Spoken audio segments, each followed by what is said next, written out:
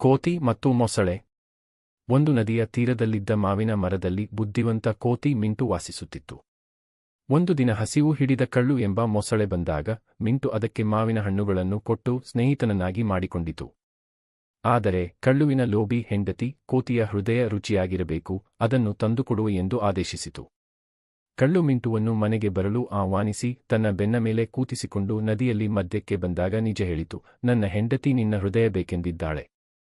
Mint ಬೆದರಿ ಹೋದರೂ ತಿಳಿವಳಿಕೆ ಬಳಸಿ, ಅಯ್ಯೋ, ನಾನು ಹೃದಯವನ್ನು ಮರದ ಮೇಲೆ ಬಿಟ್ಟಿದ್ದೇನೆ, ಹಿಂತಿರುಗೋಣ ಎಂದಿತು. ಮೂರ್ಖ ಮೊಸಳೆ ನಂಬಿ ಕೆರೆಯ ಕಡೆ ಹಿಂದಿರುಗಿತು.